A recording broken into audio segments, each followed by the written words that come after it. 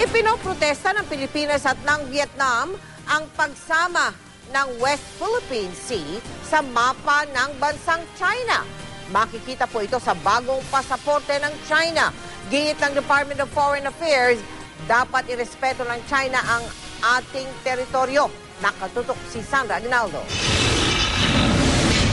Kung si Pangulong Aquino, ibinidang na isulong niya ang interes ng West Philippine Sea sa katatapos na pulong ng mga lider ng ASEAN sa Cambodia, ang Chinese Embassy dito sa Maynila nagbida rin. Napagkasunduan daw ng mga lider ng ASEAN na itsapwera ang ibang bansang wala namang kinalaman sa agawan ng mga isla sa West Philippine Sea. Ilang beses nang sinubukang ipasok ng Cambodia ang pahayag na huwag i-internationalize ang alitan ng mga bansa sa West Philippine Sea, pero ito'y pinrotesta ng Pilipinas. At 2 araw lang matapos ang ASEAN Summit sa Cambodia, nagkaroon muli ng issue sa West Philippine Sea. Pinrotesta ng Pilipinas at Vietnam ang ginawa ng China na pagsasama sa kanilang mapa ng West Philippine Sea. Nakaimprenta ito sa bagong Chinese passport. Ang note verbal, binasa pa mismo ni Foreign Affairs Secretary Albert Del Rosario sa harap ng media.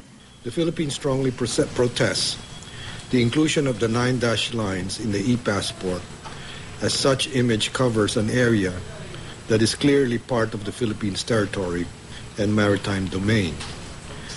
The Philippines does not accept the validity of the 9 dashed lines. Ang 9 dash line na tinatawag ay yung 9 na broken line na inilagay ng China sa mapa nito kung saan nakapaloob ang mga teritoryo na inaangkin ng ibang bansa, kabilang na ang Pilipinas. Nababahala ang Pilipinas sa maaaring epekto ng paggamit ng bagong passport ng mga Chino kung pupunta sila halimbawa sa Pilipinas. If they carry that with that kind of map that violates our sovereignty, and we allow that, then that would mean acquiescence to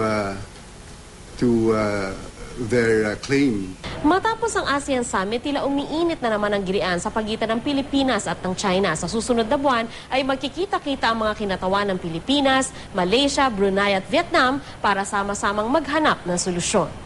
Pati ang bansang Vietnam, nagprotesta na rin sa paglalagay ng mapa sa Chinese passports dahil isinama rin daw doon ang teritoryo nila. Sa isang statement sa Financial Times sa London, sinabi ng China na ang paglalagay ng mapa sa kanilang passport ay hindi direktang kumakalaban sa kahit anong bansa. Sandra Aguinaldo, Nakatutok, 24 Oras.